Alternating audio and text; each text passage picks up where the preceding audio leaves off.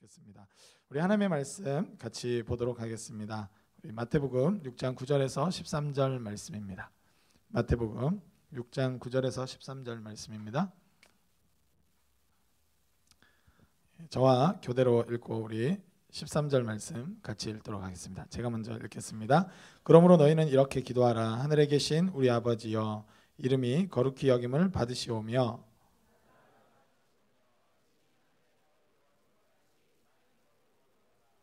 오늘 우리에게 일용할 양식을 주시옵고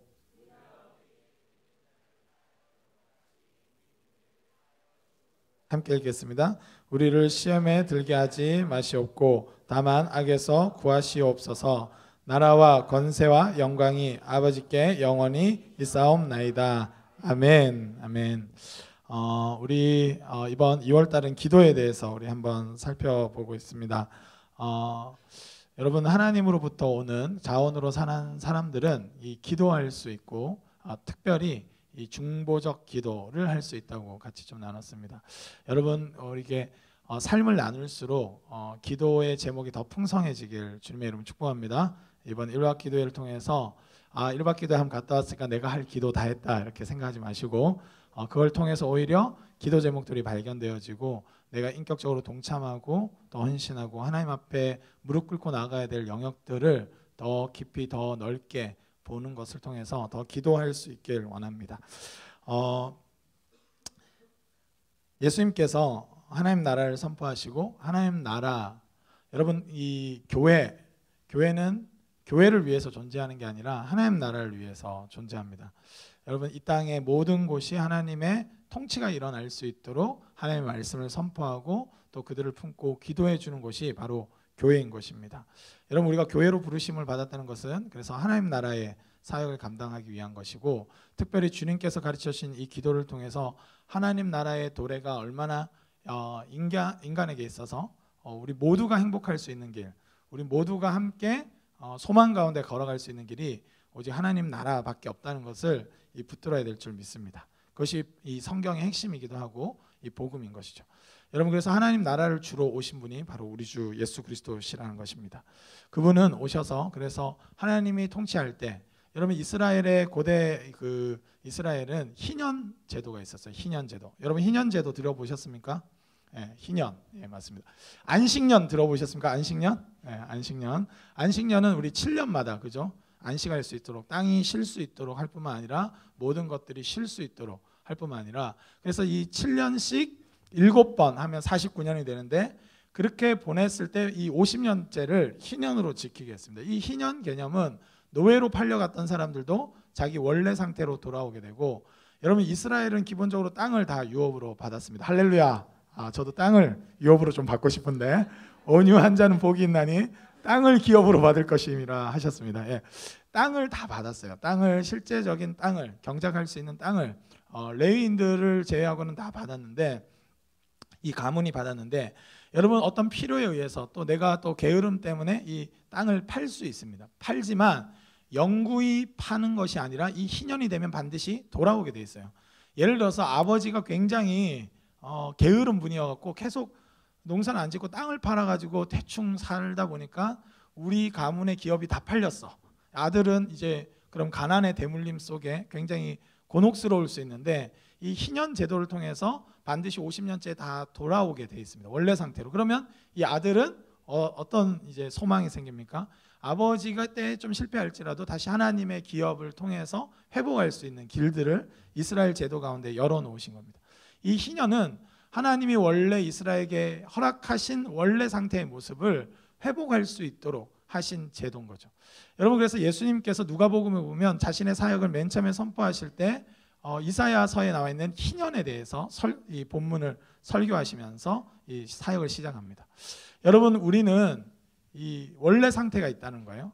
우리는 이 창조의 원형이라고 표현하기도 하는데, 여러분 하나님께서 아담과 하와를 창조하시고 나서 서로가 온전히 사랑하고 하나님 관계를 마음껏 누리고 경작할 땅을 주셔서 에덴 동산을 관리할 수 있도록 하셔가지고 그 풍성함, 하나님이 주신 풍성함을 마음껏 누릴 수 있도록 한 원래의 상태가 있다는 거예요. 여러분, 인간 모든 사람은 하나님이 계획하신 원래의 그 계획대로 살도록 지어진 존재라는 것입니다. 그런데 이 죄로 인해서 여러분 또는 우리의 게으름이나 또 타인의 그 탐욕 때문에 이것이 얼기설기 막 엉키고 이 왜곡되어져 가지고 우리가 그 풍성함을 누리지 못하는 형태가 됐다는 거예요. 여러분, 그래서 이스라엘 제도는 그림자적으로 희년을 선포했는데 예수님을 믿는 사람마다 희년이 임할 수 있도록 오신 하나님 나라가 그 자체였습니다. 할렐루야.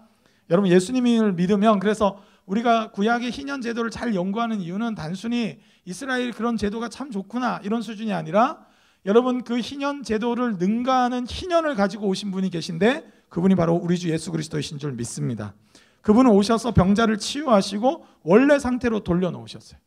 그분은 억압받는 자들, 여러분 여러 가지 차별 대우받는 자들을 원래 상태로 대우하시고 그들이 온전함을 입도록 바꿔놓으셨습니다. 여러분, 우리 가운데 예수님이 임하실 때, 여러분 하나님 나라를 가지고 오시는 그분이 임할 때 일어나는 일들이 뭐냐면 원래 상태로 회복되는 거예요. 하나님이 원래 계획하신 인간의 그 풍성함, 하나님의 형상대로의 그 풍성한 삶을 선물로 주시고 싶어 하시는 분이 우리 하나님이십니다. 이분이 우리의 아버지이신 줄 믿습니다. 아멘. 여러분, 인간들이 막 이렇게 해가지고 자꾸 우리를 왜곡되게 하고 옥죄고 넌 안 돼 이렇게 말할 때 말씀하십시오. 그래, 나는 안 되지만 우리 아버지께서 하나님 나라를 가지고 오셨다. 담대하게 선포할 수 있길 주님의 이름으로 축복합니다. 여러분, 우리는 누구나 누릴 수 있는 거예요. 여러분, 그것은 지능이 엄청 높고 엄청 낮고 이거와 상관없습니다. 혈통이 어떠냐 상관없이 모든 인간은, 여러분 인간의 인권하지만 이 인권 개념이 사실은 이 기독교적인 관점에서 나왔는데 고대 사회는 다 계급 구조였어요. 혈통에 의해서 결정됐어요. 아무리 예뻐도 넌 노예야 하면 노예인 거예요. 박세진 이렇게 해가지고 막 구두 닦아 이렇게 하면서 하면 와가지고 막 닦아야 돼. 왜? 출생이 노예니까. 그러나 저는 아무리 멍청하고 이상해도 괜찮아. 왜? 난 귀족이니까. 이런 계급구조 사회 가운데 있었는데, 하나님 나라에, 여러분 이 창세기에 나오는 인간 모두가 하나님 형상이라는 이 파격적인 선포가 원래 상태인 하나님께서 창조하신 원래 상태로 모든 것을 되돌려 놓는 하나님의 사건으로 경험되어지면서, 교회가 의도적으로 제도 개혁을 하지 않더라도 서로를 형제 자매로 받아들이면서 그 제도와 그 한계를 뛰어넘어서 서로를 존중하고 사랑하기 시작했습니다. 옆 사람한테 고백할까요? 저는 당신이 비록 그렇게 생겼지만 사랑하겠습니다.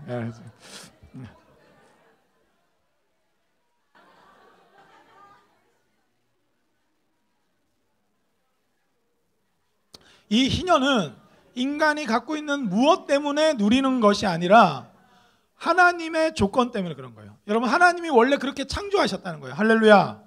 여러분, 옛날에는 이 가부장적인 그런 관점들, 이 권위주의적인 관점들이, 그래서 원래 풍성함을 누려야 될 가족까지도 들어간 거예요. 이 고대사에서는 막 들어가니까 아빠는 막 팍팍 뺨을 때리고 막 후려쳐도 가만히 있어야 돼. 그 막 아빠가 어디 할아버지가 그래 와가지고 또 손자를 막 탁 쳐도 그냥 가만히 있어야 돼. 왜 그러냐? 여러분, 그 가정의 풍성함을 누리도록 하나님 원래 창조하셨는데 그것이 왜곡되고 이 사회에, 여러분 제약된 세상의 어떤 그 권위주의적인 것들이 침투해 들어오면서 끊임없이 계급 구조로 만들어 놨어요. 여러분, 그렇기 때문에 하나님의 나라가 임하는 것은 굉장히 중요한 것입니다. 예수님께서는 하나님 나라를 선물로 주시기 위해 왔고, 교회를 세우신 목적은 바로 이 하나님 나라, 하나님의 말씀의 진리를 바르게 선포해서, 여러분 이게 제도로 되지 않아요. 여러분, 이 그 공산주의가 사실은 이 발단이 어디서 났냐면 우리 기독교에서 다 나왔습니다, 사실은.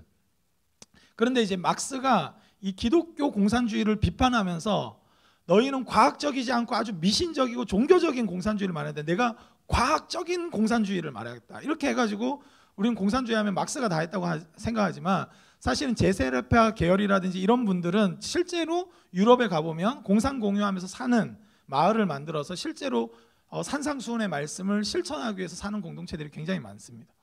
여러분, 그러니까 이게 기독교적인 관점에서, 그런데 공산주의가 실패한 이유가 뭡니까? 제도로 만들면 그게 될 거라고 생각했어요. 여러분, 그러나 인간의 영혼과 그 정신성이 바뀌지 않는 한, 우리식으로 말하면 거듭나지 않는 한 하나님 나라는 누릴 수 있는 것이 아닙니다. 여러분, 그렇기 때문에 예수 그리스도를 주님으로 믿고 거듭나야만 우리는 하나님 나라의 차원을 누릴 수 있는 거예요. 여러분, 우리가 형제 자매가 되고 나니까 어때요? 다 주고 싶죠. 여러분의 지갑 있는 것 전부 다 주고 싶죠. 할렐루야. 여러분 오늘 나가시면서 저한테 다 주고 가시길 바랍니다. 그래서 막 다 주고 싶잖아요. 여러분 이게 하나님 나라가 임했을 때의 현상이에요. 여러분 우리가 수련회 때 누가 제도로 막 말하지 않았어요. 여러분 근데 하나님의 말씀이 임하고 예수님을 나의 주님으로 영접하는 순간 어떤 일들이 일어납니까? 용서를 구하기 시작해요. 내 것을 내 것이라고 주장하지 않고 자꾸 사주고 싶고 섬기고 싶은 일들이 일어나요. 여러분 인간은 영적인 존재인데 여러분 이미 공산주의는 유물론에서 시작하니까 여러분 그렇기 때문에 더 가장 근원적인 것이 이 물질적인 그 바탕이라고 생각하기 때문에 그렇게 생각하는데 사실은 이 영적인 영역이 바뀌지 않는 한 여러분 하나님 나라를 선물로 주시려고 해도 누릴 수 없는 겁니다. 여러분 이스라엘의 실패가 그랬어요. 희년 제도를 주셨지만 그들은 희년을 지키지 않았습니다. 그래서 결국 바벨론 포로로 끌려간 거예요. 여러분 그 신명기나 레위기에 다 약속되어 있어요.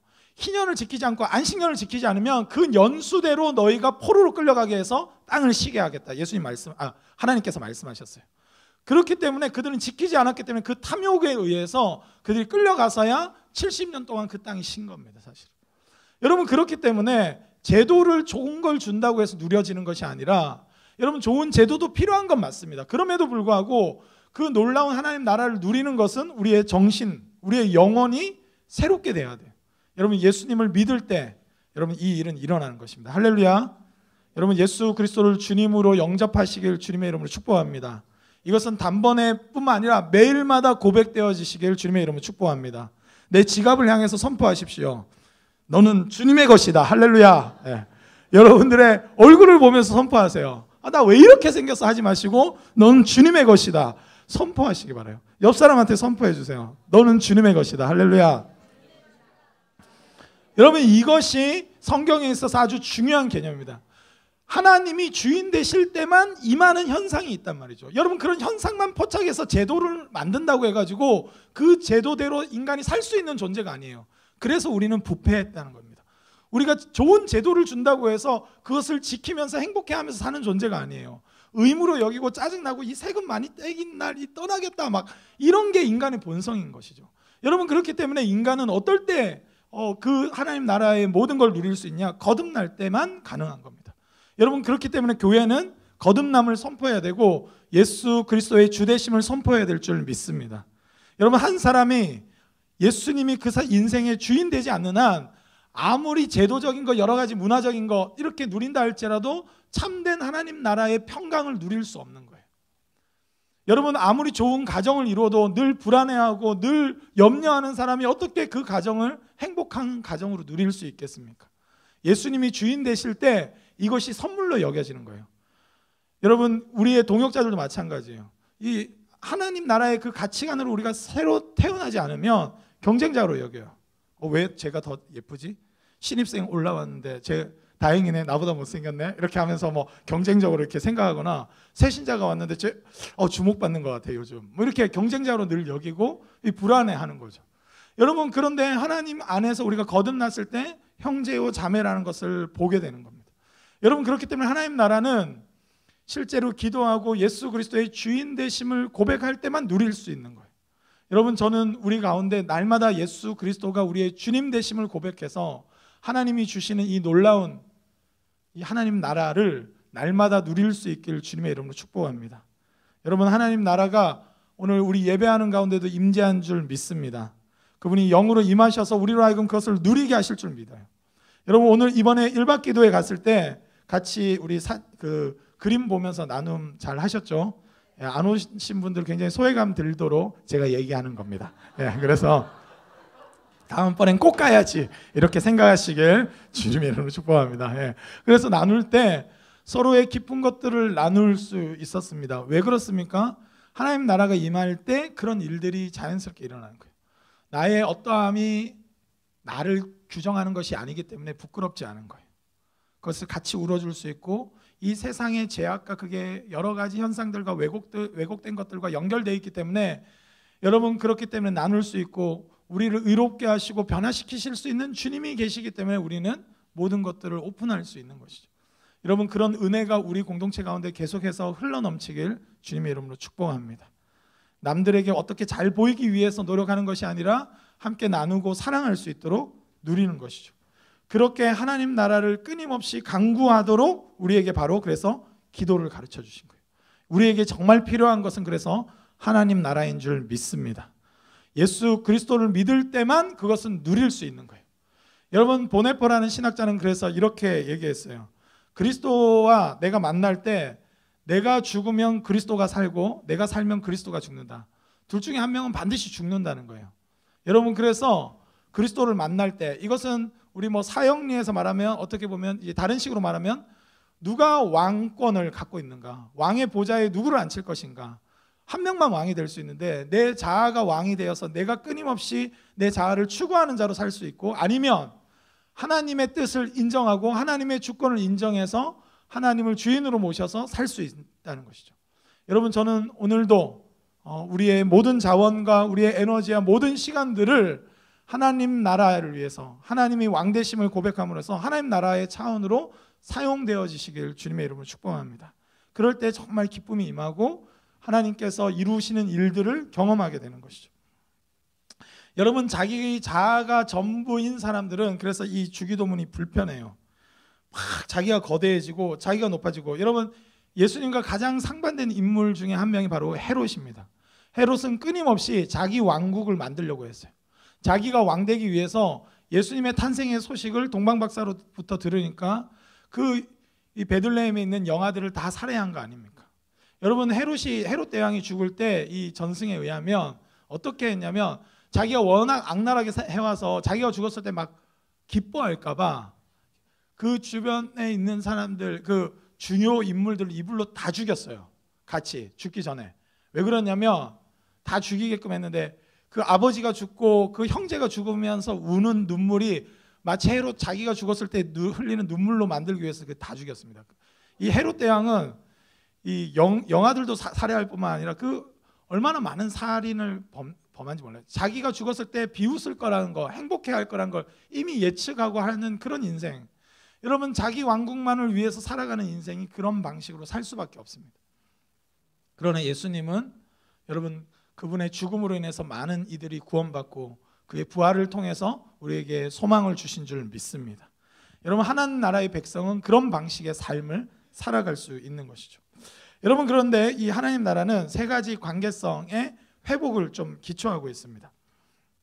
오늘 본문에 보면 먼저 하나님과의 관계를 분명하게 하고 있습니다. 아버지로 누리는 것이죠. 여러분, 그 하나님과의 관계성이 온전해질 때 모든 것들, 이것은 가장 우선순위입니다.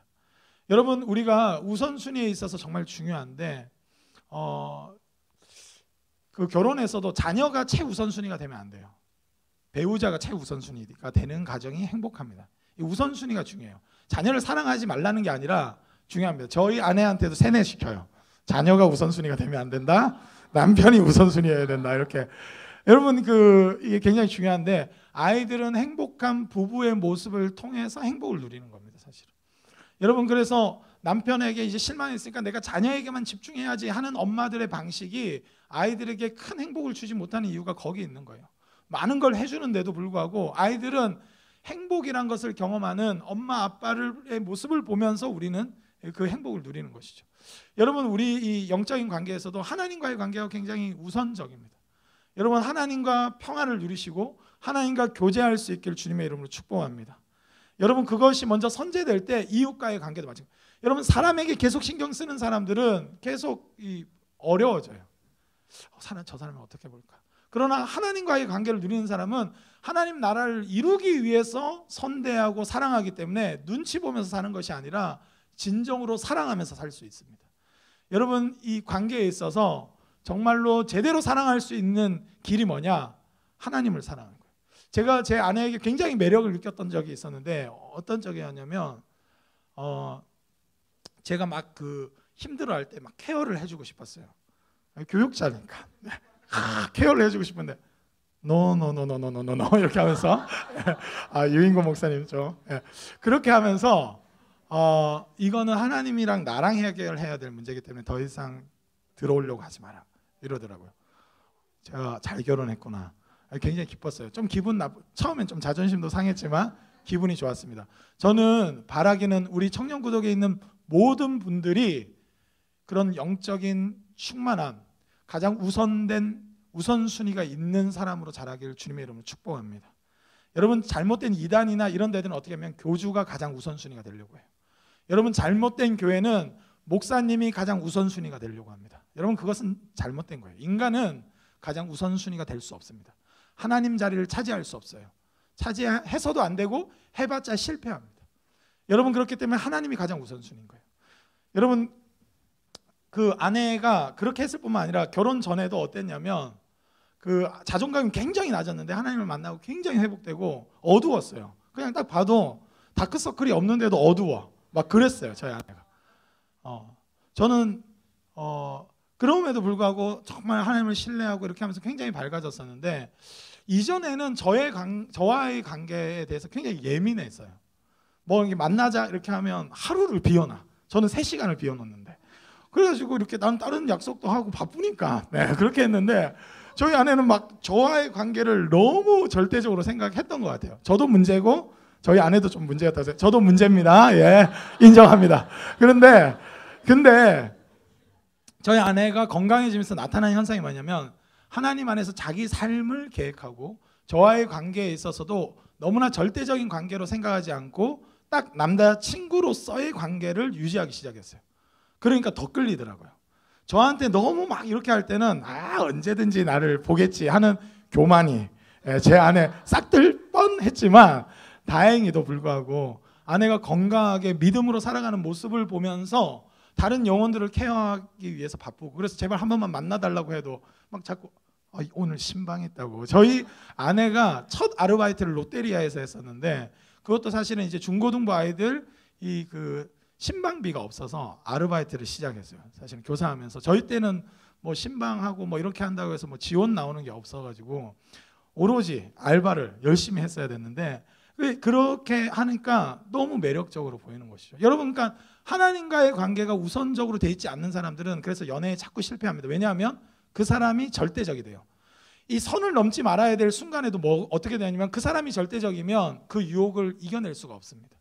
그러나 하나님이 가장 우선순위이면 밀어낼 수 있는 것이죠. 죄를 죄로 여길 수 있는 것이죠.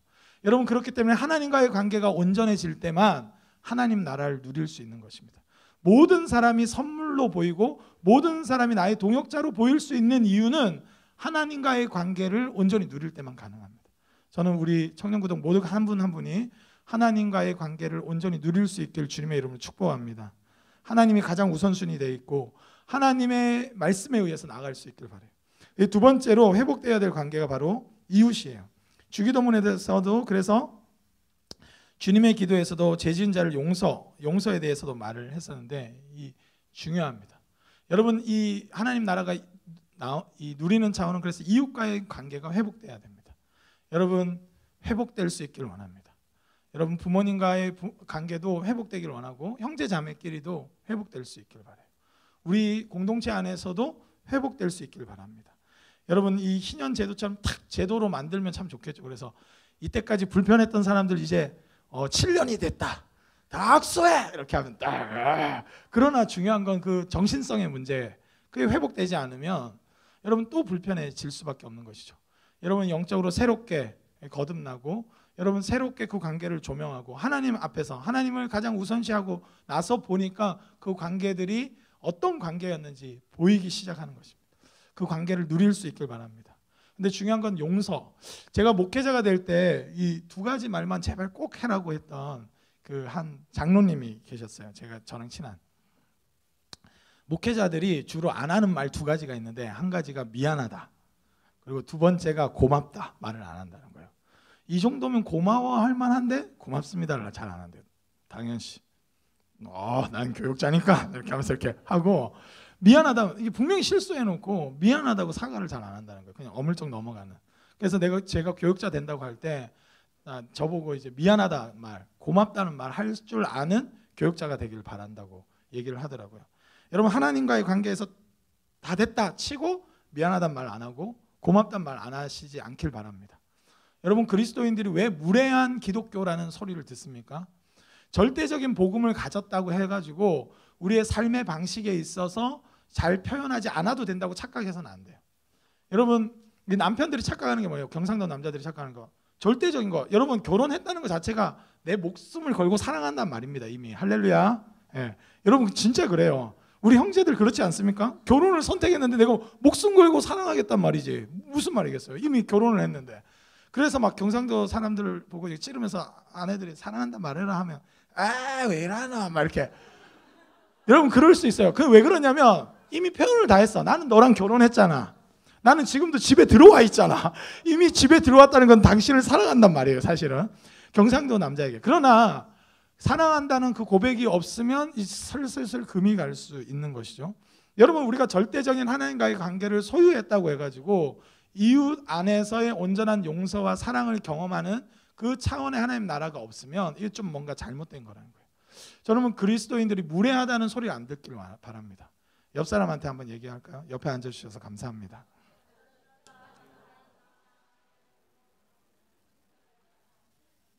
저는 그런 경험이 있는데 저는 거의 이제 저희 누나들 관계에서나 이렇게 뭐 형제자매 관계에서 막 절대적으로 정말 잘했다고 생각하고 있는 관계에서 혹시나 해가지고 그냥 내가 좀 부족해서 미안하다 이렇게 얘기했는데 괜찮다고 이렇게 얘기하더라고요. 그래서 뭐지? 나 진짜 잘했는데 이런데 제가 그래가지고 충격을 받았어요. 사실은 그러면서 깨달았어요. 여러분 우리가 인간으로서 최선을 다하고 이렇게 한다 할지라도 누군가에게는 소외감을 주고, 여러분 제가 교육자로서 한 사람 한 사람 돌보기 최선을 다하지만 누군가에게는 아마 저가 그렇게 비춰질 거예요. 친한 사람이랑만 친해. 제 마음은 전혀 그렇지 않음에도 불구하고 그렇게 오해될 수 있는 요소를 가진 한계적인 존재라는 것이죠. 여러분 그렇기 때문에 우리는 뜬금없는 용서도 좀 구해야 되는 것 같아요. 여러분 제가 최선을 다해서 남편으로 살려고 했지만 제 아내에게 실수하고 또 때로는 마음 상하게 한 일들이 왜 없겠습니까?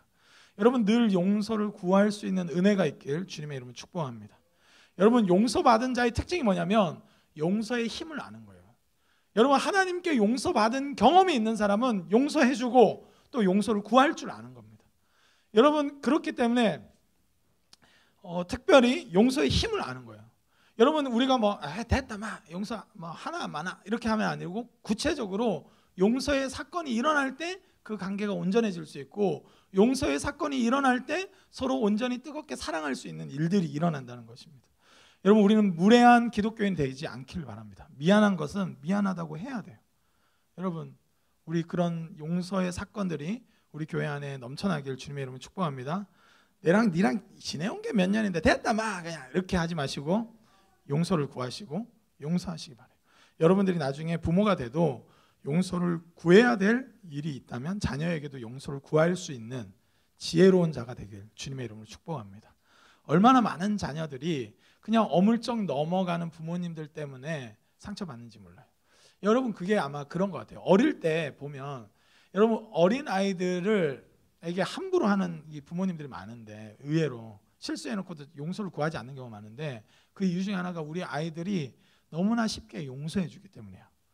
용서를 구하지도 않았는데 그냥 아빠 뽀뽀하면 그냥 와요.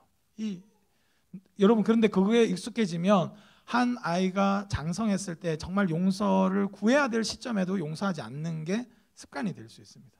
여러분 아무리 어린 아이라 할지라도 그 인격에 대해서 실수를 범했다면 용서를 구하는 훈련을 할 수 있길 바랍니다. 이건 누구에게나 마찬가지예요. 누구에게나.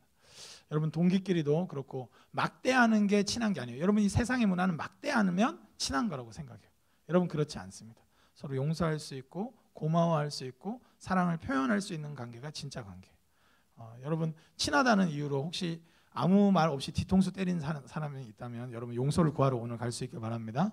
친하다는 이유로 막말한 적이 있다면 여러분 용서를 구하길 바라요. 여러분 그건 옳지 않고 언젠가 금이 가기 시작합니다. 그것이 성경이 말씀하시는 바예요. 여러분 그렇기 때문에 인간의 모든 관계가 회복되어지는 하나님 나라의 차원이 있다는 거예요.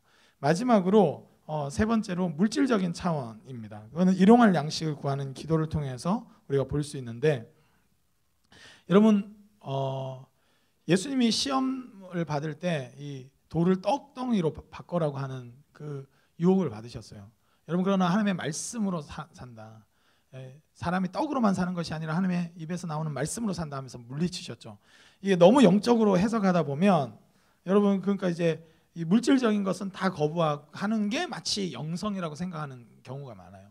여러분 많은 선교 단체들 중에도 보통 직장인들 직장 생활하는 건 굉장히 소위 뭐 무시하고 그 다음에 멍 무시하고 그죠? 그렇게 무시하고 그 다음에 막 선교 가고 이런 것만 극대화돼 갖고 대단한 것처럼 여기는 경우가 참 많았습니다. 저 그 어린 시절에. 여러분 그거는 여러분 선교가 소중하지만 여러분 그런 선교 지원 받을 때 그래놓고 선교 지원 받을 때는 돈 잘 버는 직장인한테 가갖고 또 후원해달라고 이 굉장히 그 모순적인 행동이죠. 여러분 우리는 각 삶의 영역에 나가 있는 선교사인 줄 믿습니다. 아멘. 아멘. 여러분 그렇고 때로는 더 넘어서 그 문화와 언어권이 다른 곳으로 나아가기도 하는 거예요. 더 과감하게. 여러분 그렇기 때문에 이 물질적인 것들을 조금 구하는 것은 마치 굉장히 비루한 것처럼 생각할 수 있는데 그 균형이 중요한 것이죠. 여러분 예수님은 떡덩이에 의해서 사단의 유혹이 찾아올 때 물리치셨어요. 그 우선순위는 하나님의 말씀에 있었습니다. 여러분 한 번씩 우리가 금식기도 여러분 지금 금식 하시죠? 예, 할렐루야 15일마다 예, 할렐루야 예, 해가지고 여러분 전도비를 비축하고 계시죠? 예, 상반기 곧 예, 친초주일이 옵니다. 예, 목장별 예, 비축을 하세요. 저는 이 카카오뱅크에 예, 지금 저축하고 있어요. 그래가지고 이제 딱 아끼는 식비마다 예, 제가 오늘도 2끼 아꼈습니다. 그래가지고 예, 해가지고 여러분 그런 거 여러분 물질적인 차원 그럼에도 불구하고 물질적인 차원은 하나님과의 관계 안에서 건강하게 유지될 때는 얼마든지 누리고 해야 될 것들이에요. 여러분 그렇기 때문에 일용할 양식을 간구하는 기도는 의미가 있는 것입니다. 여러분 물질에 대해서 너무 비루하게 생각하는 것은 잘못된 거예요. 그러나 하나님 나라, 하나님이라는 최우선순위 안에 있을 때 우리는 때로는 쇼핑도 하는 것이 옳습니다. 할렐루야. 자매들 위로되시죠? 예. 근데 쇼핑이 우선순위가 돼서 오늘 주일 예배를 빠지고서라도 내가 쇼핑을 해야겠다. 여러분 돌이키시길 주님의 이름으로 축복합니다. 형제자매를 사랑해야 되는 일에 등한시 여기면서 오로지 자기 소비에만 바쁘다. 여러분 그것은 이 잘못된 거예요. 여러분 그러나 하나님과의 관계, 이웃과의 관계의 그 풍성함을 누리는 차원에서의 물질적인 차원들을 바라보는 것은 건강한 겁니다. 여러분 저는 신혼부부들이 집 한 채 있기를 기도하는 거 괜찮다고 생각합니다. 할렐루야. 예, 집 한 채 있기를 주님의 이름으로 축복합니다. 예, 부동산 투기를 위해서가 아니라 행복한 가정이 있을 만한 공간을 위해서 여러분 기도할 수 있길 바랍니다. 집값이 막 떨어져가지고 누구나 집을 살 수 있길 바랍니다. 아니면 월급이 막 올라가지고 누구나 집을 살 수 있길 바라요.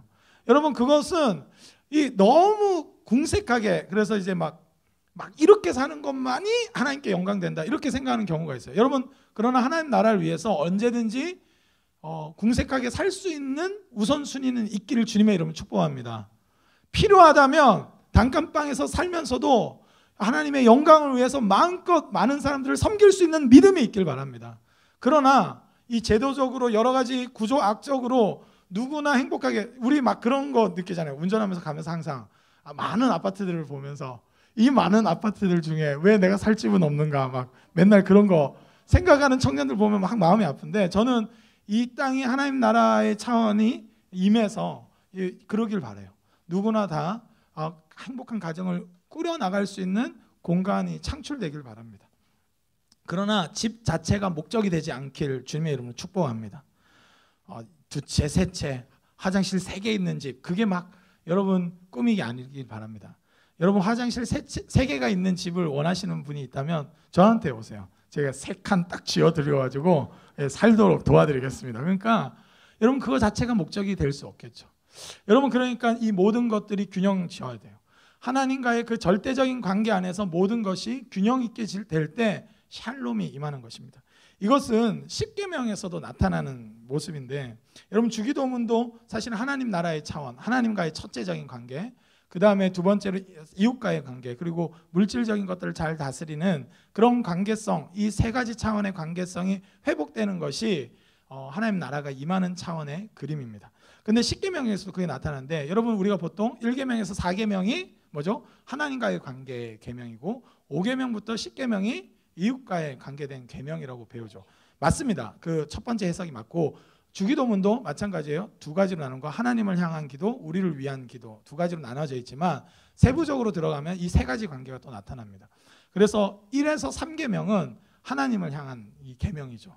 이 계명은 보통 하지 말라는 좀 부정적인 요소가 많아요. 여러분, 그것은 계명은 절대적으로 넘지 말아야 될 선을 가르쳐 줍니다. 그리고 두 번째로 이제 4계명은 패스하고 5, 6, 7계명은 이웃과의 관계의 계명이 많습니다. 부모를 공경하고 그다음에 살인하지 말고 간음하지 말는 거. 그리고 나머지 8에서 10계명 같은 경우는 그 탐하지 말라고 하잖아요. 이웃에 대해서 거짓 증언하지 말라고 하고 이런 계명들 같은 경우는 물질과의 관계가 연결되어 있습니다, 사실은. 그래서 보통 4계명인 안식일을 기억하여 거룩히 지키라는 계명은 이 세 가지 차원을 온전하게 누리는 차원의 대표적인 계명으로 생각했어요. 여러분, 그래서 신약 시대에 안식일 본래라면 본래의 의도는 이 세 가지 하나님, 물질, 그리고 이웃 모든 것들이 회복될 수 있고 바른 관점을 볼 수 있도록 하는 그 날이 뭐냐면 안식일이라고 생각해서 안식일 계명을 가장 중요시 여겼던 겁니다. 여러분, 본래 전통은 그거였는데 그게 나중에 퇴색돼서 그 세 가지 차원이 회복되는 안식일이 아니라 오히려 그 계명으로 억압하는 이 안식일 계명이 된 것이죠. 예수님이 그래서 그것을 회복시켜 주신 거예요. 안식일의 주인으로서 사람을 위해서 있는 안식일이라고 설명해 주신 겁니다. 여러분, 그렇기 때문에 하나님 나라의 차원은 이 세 가지 영역들, 여러분 우리가 기도할 때도 그래서 이 세 가지 영역을 기억하면서 한번 기도할 필요가 있다는 것이죠. 여러분, 하나님과의 관계를 어떻게 누리고 있는지 깊이 생각하면서 기도할 수 있기를 바랍니다. 여러분, 그러니까 안식일, 주일을 지키는 것은 어떤 측면에서는 이것을, 여러분 우리가 주일날 왔어요. 그래서 주일날 정해져 있는 모든 예배 순서는 아주 중요합니다. 여러분, 우리가 주일날 이 공간에 왔습니다. 이 공간에 왔고, 여러분 시간을 떼어서 왔습니다. 여러분, 이것은 시간의 주인이시고 이 공간의 주인이신 하나님을 고백하는 마음으로 하나님과의 관계의 주권을 인정하는 마음으로 이 자리에 온 겁니다. 여러분, 저는 여러분들이 교회에 너무 실망해서 그냥 그 영상 설교 보면서 집에서 그냥 인터넷 설교 들으면서 이렇게 예배 드리지 않길 바랍니다. 저는 교회가 건강해서 한 공간에 정해진 시간에 같이 모여서 예배하는 시간의 주인이시오 공간의 주인이신 그 하나님을 예배함으로 나아갈 수 있길 주님의 이름으로 축복합니다. 여러분, 그렇게 예배하는 이 공간이죠. 여러분, 그렇게 우리가 하나님과의 관계를 중요시 여기기 위해서 이곳에 왔지만 우리는 함께 모여서 예배합니다. 따로따로 그냥 공간을 따로따로 만들어가지고 예배하는 게 아니라 함께 모여서 예배하게 하신 거예요. 여러분, 공동체적인 차원이 필요해요. 여러분, 어떤 사람들은 더 이상 인간관계에 뭐 많이 맺어봤자 뭐 필요 있나 이렇게 생각하는 분들이 있어요. 여러분, 하나님 나라의 차원으로 살지 않는다면 필요 없죠. 나의 왕국에서는 필요한 몇 명이면 충분합니다. 저도 그래요. 제가 왜 여러분들과 다 관계 맺으면서 사랑해야 합니까? 귀찮아요. 저도 바빠요. 피곤해요. 저는 그렇습니다, 사실은. 그러나 하나님 나라의 백성으로서 사는 차원은 뭐냐면, 여러분, 우리에게 주어진 복음은 열방용 복음이고 어떤 사람도 소외되지 않고 어떤 사람도 망가진 삶을 살 수 없도록 만드는 복음이기에 여러분, 우리는 하나님 나라를 누리는 차원으로 다른 사람을 돌보기 위해서 더욱더 관계 맺는 것이에요. 여러분, 우리는 그러나 한계적이기 때문에 맺을 수 있는 인원수가 어느 정도 한계적인 게 있죠, 사실은. 그럼에도 불구하고 나에게 내 앞에 있는 영혼에 대해서 최선을 다하는 것, 나와 친한 몇 명, 내가 필요한 몇 명에 의해서 사는 게 아니라 얼마든지 하나님 안에서의 그 풍성함을 나눌 수 있는 형제자매로서 서로가 서로를 바라보는 것입니다. 여러분, 이 관계를 회복하기 위해서, 여러분 오늘 주일날 이렇게 온 것은 여러분 어떤 목적이 있어서 온 게 아니잖아요. 여러분, 우리는 예배하러 왔고 우리는 함께 교제하러 왔습니다. 여러분, 옆 사람한테 어떻게 하고 돈 좀 뜯어낼 게 있습니까? 없죠. 없어요. 없지만 왔어요. 오로지 사랑이 목적이 된 날이 이 주일입니다. 여러분, 하나님한테 뭐 하려고 왔어요? 하나님 사랑하러 왔죠. 여러분, 하나님 그분이 목적이고 서로가 서로에게 목적이에요. 형제 자매를 사랑하려고 우리는 온 겁니다. 그것 이상도 이하도 아니에요. 여러분, 그것 자체가 목적이기 때문에 어떤 사람도 오늘 소외감을 느끼지 않도록 나가기 전에 제발 악수도 하시고 눈도 마주쳐 주시길 주님의 이름으로 축복합니다. 익숙해졌다고 해가지고 여러분, 제가 이 교회 생활하면서 느낀 것 중에 하나가 뭐냐면, 제일 어려운 관계가 어떤 관계냐면 안지는 7년 됐는데 인사만 하는 관계. 제일 어려워요. 여러분, 그렇기 때문에 새신자로 왔거나 어떤 목장에서 모임하면서 좀 알게 됐을 때 그냥 적극적으로 사랑하시길 주님의 이름으로 축복합니다. 그게 기회예요. 안 그러면 나중에 여러분 교회 어르신들 중에도 어떤 경우가 있냐면 같이 이제 그 양육 모임이나 이런 거 해보면 30년을 같이 교회 다녔는데 이분이 무슨 일을 하는지도 몰라. 예. 여러분 요중에도 우리가 어느 과 다니고 무슨 일을 하는지 모르는 사람 너무 많죠. 예, 그렇지. 영광이 좋았어. 하나님께 막 반응하는 우리 영광이. 예. 여러분 그러니까 이 중요한 거예요. 우리 영광이가 열심히 그래서 좋아하는 색깔을 물어가면서 이렇게 하는 거 이웃 사랑의 실천인 줄 믿습니다. 할렐루야. 예. 예, 코드네임 지어주고 당신의 코드네임은 휘핑크림 이렇게 하면서 이렇게 막 읽어주죠. 여러분 그러니까 중요한 거예요. 영광아 잘 들어야 돼. 네가 좋아하는 사람한테만 가면 안 되고 너의 목표는 3월 말까지 우리 청년부 전체의 코드네임을 짓는 거야. 알았지? 그게 사랑의 실천이야. 할 수 있어. 피곤하겠지만 해봐. 여러분 그러니까 우리는 익숙한 관계들에게 의해서만 살고 싶어하는 존재예요. 그러나 그걸 넘어서야 됩니다. 하나님 나라는 그걸 넘어설 때 누릴 수 있는 거예요. 처음 보지만 여러분 제가 온 지 지금 이제 막 2년 한 2개월 됐습니다. 할렐루야. 예, 2년 2개월이나 됐어요. 예, 한 10년 된 것 같은데 그래서 그렇게 관계 맺고 있는데 여러분 이런 관계들 처음 봤잖아요. 그럼에도 불구하고 용기를 내고 같이 관계 맺었을 때 하나님 안에서 형제요 자매로서 관계 맺어지는 거 아니겠습니까? 여러분 우리는 낯선 분들과 함께 그렇게 교제해야 될 이유가 우리 손대접 할 때 오해가 있는 것 같은데 손대접은 손님 대접인데 1차적으로는 낯선 자를 대접하는 걸 손대접으로 합니다. 익숙하고 언제든지 이렇게 한 사람들을 막 대접하는 건 손대접은 그건 좀 그냥 형제 사랑이고 손대접은 낯선 자예요. 나한테 좀 낯선 사람. 여러분 그래서 저는 형제 사랑을 위해서 여러분들도 잘 베푸실 뿐만 아니라 때로는 나에게 지금 공동체 안에 있지만 낯선 분들이 있을 거예요. 그분들에게 용기 내셔서 밥도 사주시고 커피도 사주시고 밥이 비싸다면 여러분 교회 여기를 이용해 주십시오. 제가 식권 10장 들고 있는데 필요하면 공급해 드릴 테니까 여러분 서로 식사할 수 있길 바라요. 때로는 용기 내서 일주일에 한 번만 낯선 자들과 함께 식사하는 것. 여러분 이게 손대접이에요. 여러분 그렇기 때문에 이럴 때 뭐를 보이는 겁니까? 하나님 나라를 누리는 것이죠. 아무 이유가 없는데 서로 밥 먹으면서 사랑해. 놀랍지 않습니까? 이것이야말로 하나님 나라가 임한 차원이 아니겠어요? 오랫동안 10년지기 친구야. 밥 먹어. 당연해. 그렇죠. 그럼에도 불구하고 여러분 하나님 나라가 드러나는 차원은 뭐냐면 낯선 자들과 어떤 관계를 맺느냐. 이것이 중요한 것이죠.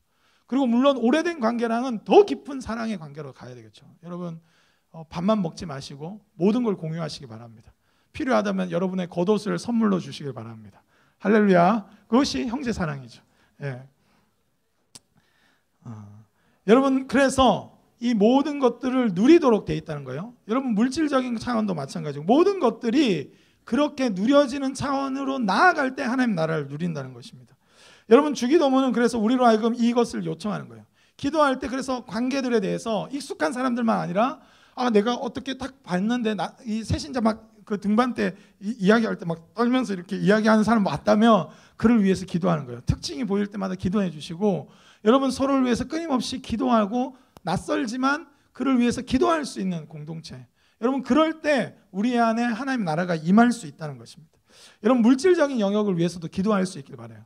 여러분은 돈 씀씀이 여러분 어떤 사람이 얼마 전에 들었는데 이 교역자인데 그 아이폰, 아이패드 이 애플 쪽에 완전 중독되신 분이 있다는 거예요. 새로 나오면 무조건 사야 돼. 무조건 내가 경험해야 돼. 여러분 그런 중독에서 벗어나시길 주님 여러분 축복합니다. 그건 최신을 경험하는 게 아니라 중독이에요. 제가 볼 때는. 여러분 그러니까 물질적인 차원에서 내가 정리되지 않은 것들을 위해서 기도할 수 있길 바라요. 그리고 이 크리스찬들 너무 착해가지고 제가 봤을 때는 너무 가난하고 너무 이렇게 힘든데 자꾸 더 막 이렇게 과감하게 좀 집을 주십시오 이런 기도를 못하는 분들이 있는데 저는 여러분들에게 세속적인 그리스도인으로 만들고 싶습니다. 좀 더 과감하게 기도하세요. 괜찮습니다. 여러분 지금 이 갑부들은 세상의 1%가 세상의 대부분의 것을 가지는 이 사회예요. 여러분 하나님 나라가 임하는 차원은 우리 모두가 집 한 채씩 있는 게 좋은 겁니다. 할렐루야. 근데 우리의 욕심 때문이 아니라 여러분 이거 굉장히 중요한 거예요. 내 부동산 투기 때문이 아니라 우리 국민 모두 한 명이 여러분 이렇게 집이 많은데 한 채씩 가지는 게 하나님 나라가 임하는 차원 아니겠어요? 여러분 그것은 어떤 제도적인 게 아니라 이 건강한 노동과 모든 것들의 회복을 통해서 이 일들이 일어나야 된다는 거예요. 여러분 그것을 소망할 수 있길 바랍니다. 그런 기도 하셔도 된다는 거예요. 여러분 막 그래가지고 자꾸 궁색해지는 게 목적인 분들이 있는데 그러지 마세요. 그러지 마시고 궁색해질 때는 타인을 향해서 하나님 나라를 드러내기 위한 파격적인 사랑을 할 때 여러분들 그렇게 하셔야 돼요. 때론 그렇게 하십시오. 여러분 톨스토이는 전 재산을 가난한 자들에게 나눠주셨어요. 여러분 굉장히 중요해요. 여러분 이게 비트겐슈타인이라는 이 철학자가 있는데 이분이 좀 크리스찬일까 아닐까 뭐 이런 뭐 논의도 있어요. 사실은 이분이 어떤 분이었냐면 종교나 이렇게 그 아주 중요한 철학적인 명제가 있는데 말할 수 있는 것만 말하고 말할 수 없는 건 말하면 안 된다고 했어요. 무슨 말이냐면 천사, 하나님 이런 거는 눈에 보이는 거 아니니까 말할 수 없는 거라는 거예요. 예? 말할 수 없는 건 말하면 안 된다는 거예요. 이거 완전 사이코 이렇게 말하고 싶죠 우리는. 근데 그 비트겐슈타인에 대해서 오해해가지고 그래서 이제 그냥 진짜 언어 형식에 있어서 정말로 실제적인 것들, 행동할 수 있는 것들만 말해야 된다 이런 식으로 사조가 간 사람들도 있지만 비트겐슈타인의 그 실제 입장은 그게 아니라고 이제 지금 많이 재해석되는데 뭐냐면 말할 수 없는 것들은 말하지 말라는 게 말을 하지 말라는 거지. 여러분 사랑은 말로 되는 게 아니라 그래서 행동하라는 거예요 사실은. 그러니까 눈에 보이지 않는 하나님을 경외함은 하나님을 많이 말한다고 해서 하나님 드러나는 게 아니라 행동하라는 거예요. 그 비트겐슈타인도 사실은 이제 이 복음서에 조금 한번 꽂혀갖고 전 재산을 그냥 다 나눠주고 대학 그 쪽방에서 잤다는 이 설이 있어요. 그래서 그 사람이 진짜 회심자일까 아닐까 뭐 이런 막 논의를 한 그런 그룹들이 있습니다. 근데 뭐 모르겠어요. 저는 뭐 과거 사는 모르겠지만 지금 우리는 어떤가 중요한 거예요. 여러분 물질적인 차원들을 통해서도 하나님 경외함이 나타나는가? 내 가계부를 정리했을 때도 하나님 경외함이 나타나는가? 이것이 굉장히 중요한 것이에요. 여러분 우리는 아주 관념적으로는 하나님을 잘 섬기는데 이 물질적인 차원을 잘 다스리지 못한다면 여러분 우리는 실패한 걸 수 있어요. 하나님 나라를 누리지 못하는 인생일지도 모릅니다. 여러분 우리의 시간과 우리의 열정과 우리의 실제적인 물질들을 여러분 바르게 사용할 수 있는 은혜가 있기를 바랍니다. 하나님 나는 그런 차원으로 임하는 거예요. 여러분 그런 은혜가 있기를 원합니다. 여러분 우리 이렇게 볼 때마다 뿌듯한데 페인트 칠을 열심히 한 여러분 뭐 공간은 썩어 빠져도 뭐 그냥 예배만 드리면 되지 이런 분들이 있어요. 여러분 저도 좀 한때 그랬습니다. 뭐 초가집이라도 오지. 여러분 그거 맞습니다. 공간 필요 없어요. 저는 우리 청년부가 야외에서 예배 드릴 수 있다고 생각합니다. 없다면 그죠? 그리고 심지어 마이크 없으면 어때요? 마이크 없으면 어때요? 다 들리잖아요. 맞죠? 여러분 이런 거에 의존하지 않을 거예요. 비싼 거 뭐 좋은 거 필요 없습니다. 그러나 또 필요하다면 갖춰야 나가야 되겠죠. 여러분 그러니까 물질에 노예되지는 않아야 되지만 너무 궁색한 것 자체가 목적이 되는 것도 여러분 이 자유하지 못한 거예요. 여러분 누릴 수 있길 바랍니다. 그러나 하나님의 그 주시는 풍성함을 누리는 차원까지 그리고 우리 모두가 누릴 수 있는 차원까지 여러분 그렇게 살길 바라요. 여러분 그런 것이 중요한 거예요. 여러분 우리 모두가 누려도 이 지구가 망가지지 않을 정도만 자원을 쓰시길 주님의 이름으로 축복합니다. 아멘. 여러분 이건 중요한 거예요. 우리 모두가 누려도 될 정도로 쓰는 것. 이거 뭐 하나 살 때 우리 모두가 사도 될 만한 수준으로 사는 거 저는 좋다고 생각합니다. 저희 아내가 이거 아내가 알면 좀 혼날 수도 있는데 아내가 예전에 뭐 사모님들이 막 명품백을 자꾸 들고 다니는 걸 보면서 저희 아내 열심히 일했거든요. 10년 지금 17년째 한 직장에서 일하니까 명품백 하나 정도 사도 되지 않을까 이런 생각이 훅 들어왔던 것 같아요. 사고 싶어 하더라고요. 조금 싼 걸로 제일 명품 아닌 것 같은 명품 이런 거 사고 싶어 하더라고요. 그래서 저를 아니까 굉장히 눈치 보더라고요. 굉장히 눈치 보는데 제가 과감하게 사라고 했어요. 사라고 했고 제가 열심히 돈을 모았습니다. 그래가지고 130만 원을 만들어서 절대로 우리 생활비에서 사라고 하면 못 살 사람이기 때문에 130만 원을 모아고 제가 과감하게 탁 줬어요. 사라고. 근데 기도했어요. 제발 사지 마시고 제발 사지 마라. 근데 저희 아내는 몰라요. 나는 기쁨으로 사줄 수 있다고 그렇게 줬어요. 근데 여러분 살 수 있다고 생각합니다. 저는 그런 자유는 있어요. 저는 누릴 줄 아는 자유가 있습니다. 그럼에도 불구하고 저희 아내가 더 깊은 차원으로 선택하기를 바랬어요. 감사하게도 그렇게 선택했어요. 그래서 안 사고 다른데 필요한 사람을 좀 뭐 해주고 이것저것 사용하는 데 썼습니다. 감사했어요. 속으로 되게 감사했고 다음에도 모아서 한 번 더 시험해봐야겠다 이런 생각이 좀 드는데 그때는 사지 않을까 이런. 여러분 그러니까 우리에게 그 자유가 있습니다. 사세요. 살 수 있습니다. 그러나 우리 한 사람 한 사람이 모두가 누렸으면 좋겠다는, 여러분 그렇게 되면 명품이 아니겠죠 사실은. 그죠? 명품은 뭐죠? 가난한 사람들은 못 사니까 명품은 아닙니까? 그러니까 나만 살 수 있으니까 명품으로서의 프라이드가 있는 거지, 우리 모두가 살 수 있는 정도라면 별거 아니죠 사실은. 여러분 그러니까 우리의 그 물질적인 그 영역들에 대해서 한번 고민해 보세요. 우리 모두에게 이것이 임해야 된다고 생각. 저는 저한테 질문해요. 제가 뭔가를 살 때 누군가 정말 어려운 사람인데 이거를 내가 정말 필요한 사람이라면 그걸 사줄 수 있는 용도라면 살 수 있다고 생각해요. 저도 그렇게 살 수 있다고 생각합니다. 그런데 누군가에게 사줄 때는 아깝고 내가 살 때는 만족감을 주는 거는 좀 욕심이라고 생각해요. 여러분 저는 명품백을 만약에 살 거면 가장 친한 친구 한 명 사주면서 같이 살 수 있는 은혜가 있기를 주님의 이름으로 축복합니다. 네, 저는 그런 것 같아요. 그런 차원으로 살아야 된다고 생각해요. 여러분 실제적으로 이걸 고민해야 돼요. 여러분 관념적인 그리스도인들이 너무나 많이 살기 때문에 실제 물질의 영역에서 하나님 나라의 차원이 안 느껴지는 거예요. 그것이 경험되지 않는 거예요. 저는 경험되어졌으면 좋겠습니다.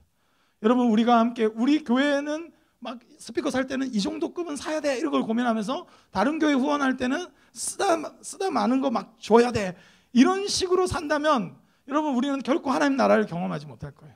우리가 필요한 만큼 정말 필요해서 기도해서 샀다면 다른 교회도 간절히 기도하는 그 기도의 응답으로 때로는 우리의 물질을 내놔서 같이 사줘야 된다고 생각합니다. 그런 차원으로 사는 게 그리스도인이라고 생각해요. 여러분 우리가 이 모든 영역에서 하나님 나라의 차원을 누릴 수 있기를 주님의 이름으로 축복합니다. 그래서 주님이 일용할 양식이라고 했어요. 우리에게 일용할 양식을 강구했습니다. 정말 필요한 것들 주님 주시는 분이에요. 후히 주시는 분이에요. 그러나 정말 필요한가 고민해보고 우리 모두에게 그것을 누릴 수 있는 차원을 강구할 수 있는 기도가 회복될 때 이게 진짜 기도가 되기 시작합니다. 저는 이 샬롬이 우리 가운데 임하기를 원합니다. 여러분 우리 장애인들 바라볼 때도 뭐 이렇게 혜택 주고 이렇게 하면 막 아까워하는 분들이 있어요. 아니에요. 그 모두가 함께 누릴 수 있는 차원. 우리는 그냥 걸어갈 수 있지만 그들은 엘리베이터가 있어야만 그 층에 올라갈 수 있다면 그 올라감을 다 누릴 수 있기 위해서 우리는 엘리베이터를 만들어줘야 되는 거예요. 여러분 그런 차원으로 다 쳐다보면 문제가 해결되기 시작하고 어떻게 하나님 나라의 차원으로서 물질을 재분배하고 같이 누려 나가야 될까가 보이기 시작합니다. 여러분 우리 기도할 수 있기를 바랍니다. 우리가 함께 그런 일들을 경험할 수 있기를 바랍니다. 여러분 우리 청년 구독 가운데 그래서 막 명품백을 만약에 들고 오는데 모두가 들고 온다. 너무 재밌을 것 같아요. 그리고 그러면 저는 선포하겠죠. 이 명품백을 우리 가난한 자들에게 이번에 한번 다 줍시다. 이렇게 해가지고 확 주고 너무 행복하겠죠.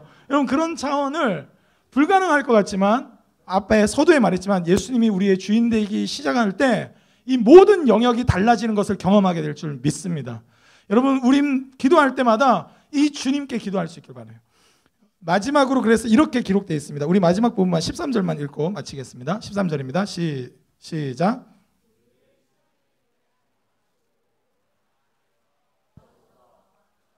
권세와 영광이